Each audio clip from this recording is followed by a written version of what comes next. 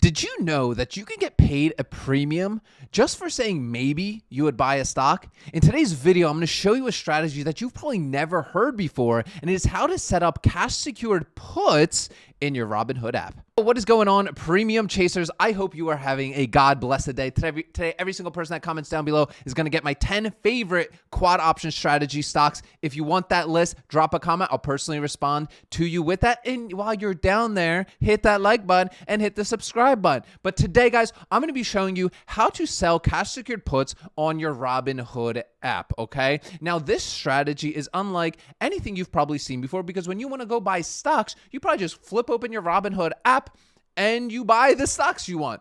No, that's a rookie move. I'm going to show you something a lot cooler. So first and foremost, let's go over the shoulder. I'm going to assume you have your Robinhood app as well. So have your Robinhood app so you guys can kind of see and walk through this example for yourself. The next thing we are looking for is a stock that fits our budget. The first thing you need to know when opening up cash secured puts is that every options contract is equivalent to 100 shares. So you will need the capital to be able to buy 100 shares of a particular stock. So for our example today, we're just going to be using Pepsi, but this can go for lower cost stocks as well, like SoFi or Robinhood or whatever stock you want. For the most part, you could do cash secured puts on any stock out there. Okay. So for this example, we are just going to use Pepsi, right? So Pepsi right now is trading at $128.97. Let's say I'm like, okay, Pepsi's been in a decline here. And you know what? I want to buy 100 shares. Most people would go out there and just buy 100 shares of 128, and they would have to pay just about, $13,000 for those 100 shares. But here's a smarter way to play it with the cash secured put. Let's head over to Robinhood, and we're just going to type in PEP here. And we're going to go over to the trade options section.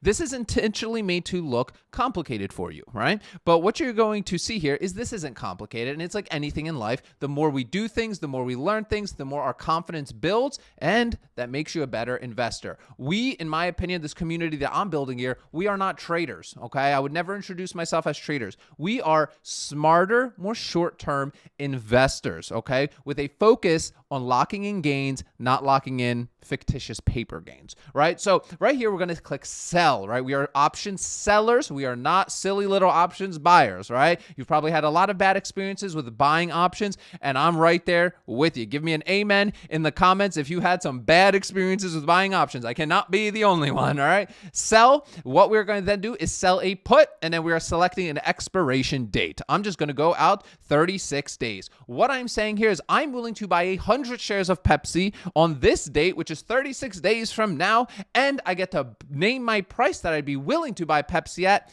and collect a premium from an options buyer. Sounds crazy, right? But it's not. This is a real strategy that lots of people deploy, including Warren Buffett.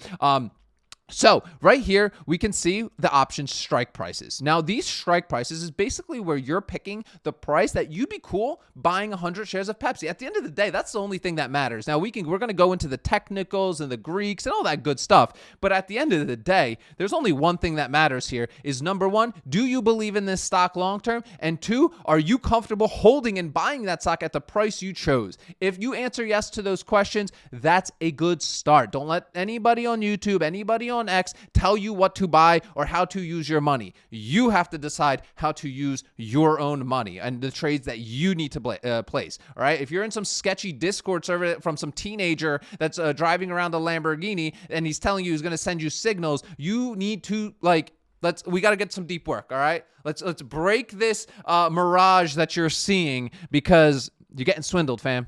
All right, let's get over it. And yes, I do like to rant. Yes, I do. Right. So right here, we are seeing our change. So let's assume, right, in 36 days from now, I'd totally be cool buying, right, Pepsi at $125 a share. Okay, it's trading at 128.82, right? They're just about 129. And, I'm like, I look at 125. I'm like, yeah, you know what? I love Pepsi products. I love the entire, 1,000+ products that they own under their portfolio companies.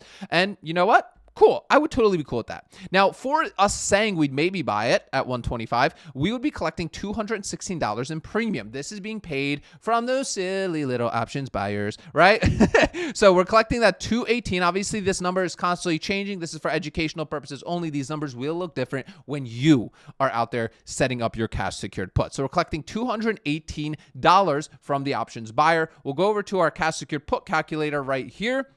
All of my templates, all this stuff is free, guys. I'm here to educate you guys on this stuff so you actually go use it. All the templates, calculators, tools are in the Facebook group. Link to the Facebook group is in the description. Join us. It's a vibe. Introduce yourself. Let's get it, right? So our premium that we're collecting, that is given to you upfront from the options buyer. So when you open this trade, you will be given that immediately into your account, all right? You can go do whatever you want with it. My recommendation, obviously, is reinvest it, build your portfolio, right? Create that snowball effect, all right? So you can see it actually even went up to 226 right now. But for this example, we'll just leave it at 218, right? Now we have to lock up some of our money, right? We're going to have to lock up $12,500 because your brokerage is going to require you to be able to buy the thing you're saying you're willing to buy 100 shares of. So 125 times 100 shares is $12,500, right? So put $12,500 here, right? So we are seeing our return on our collateral, which in my opinion is the most important number in this game, right? We're seeing we're getting a 1.7%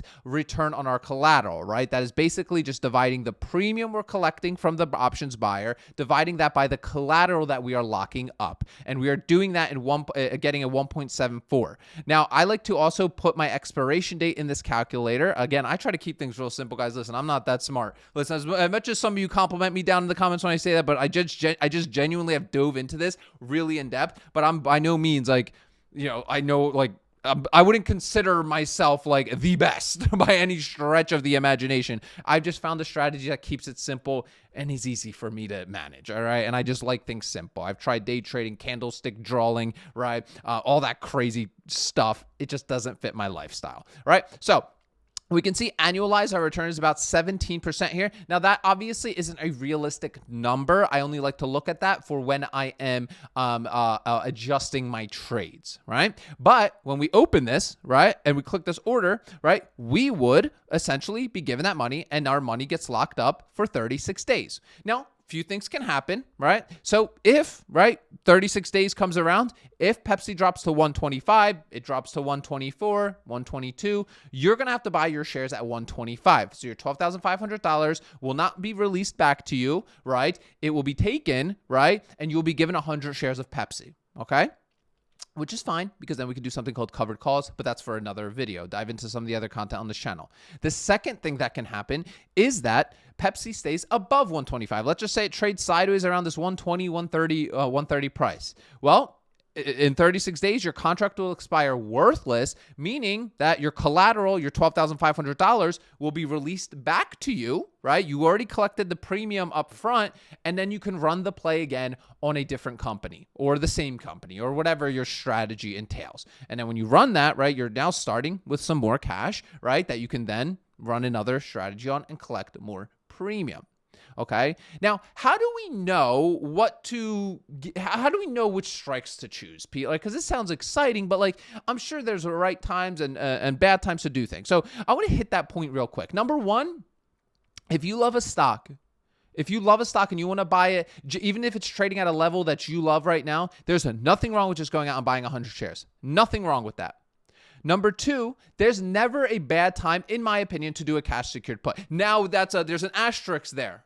There is better times to do cash secured puts, looking at technicals, looking at Greeks, et cetera, et cetera. But at the end of the day, if it's a stock you love and you really want to own 100 shares and collect premium, there's really not a bad time to do cash secured puts. So for example, let's say, like, for real, let's say Pepsi at 128. Right? We're looking at Pepsi here, right? It's well below its 200- and 300-day moving averages of 161 and 156, trading at 128. You're like, Pete, dude, I just want to get into this, right? Maybe I'll get a little bit of a discount, but I'm like trying to go here. I really want to buy this thing. Well, what we can actually do here, right, is you could set your expiration date to shorter, right? Like we could do 8 days, right? We could do 8 days right here. And let's say you want to do it at 127. You're like, you know what, 127, I'm sold, totally buying it at 127. Well, for that, right, we would collect $100 in premium. Obviously a little bit less because it's only 8 days away, right? But still you're collecting a little bit of some, right? And you're getting it at a better price than the current market value of 129. Nothing wrong with that. This is why I say selling options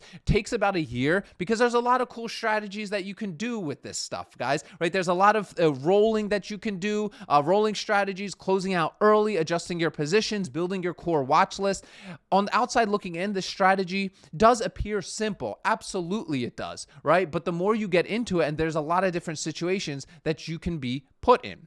So let's talk about another situation that you could be put in, right? Let's say that you did this position, right, that expires 36 days away, right? It's 36 days out. And let's say Pepsi just shoots up. It shoots up. It's like back to like 150 levels. Some great news came out about them. Well, your contract, this one, is going to pretty much start being worthless. Now, it's not going to close itself out just because it's worthless. You, as the option seller, have to become a silly little options buyer, which means that we will have to buy to close, aka close out your current position and give a little bit of our premium back. All right. So for example, let's say 2 weeks passes, right? And we'll just put our expiration as 14 days here, right? And you'll understand why here in a moment. 14 days passes and the Pepsi has shot up to like 150, 140. It's doing great, right? Well, your 125 is less and less and less likely to happen as time goes on. So you'll be able to go out there most likely and do a buy to close on your position. Now, I don't know what those exact numbers be. This is for educational purposes only, but let's say for $18, right? For $18, you can close your position out, right? You pay that $20 to close your position out, but when you close your position out, your collateral gets freed up, meaning you can go and then do your cash secured put, on your Robinhood app on a different play or on the same play or whatever your strategy entails, right?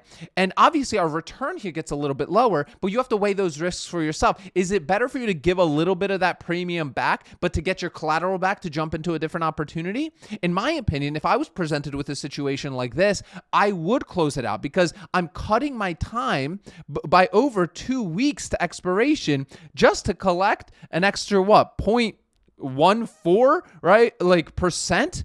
It's not worth it in my opinion, right? I'd rather just close it out and then move on to another opportunity that I can use for my collateral. Guys, don't forget, drop a comment for your chance. I will personally respond to everybody with my 10 favorite quad option strategy stocks. If you want that, drop a comment. Also, if you are somebody that wants a more hands-on approach on learning how to build your option selling portfolio, take a look at our 1-year incubator program down below. It is an absolutely amazing community of individuals all working on this together, sharing our own ideas. And if that's something that sounds like you'd be interested in, take a look at that first link in the description of today's video. Guys, remember, sell options, collect premiums, repeat. I will see y'all tomorrow.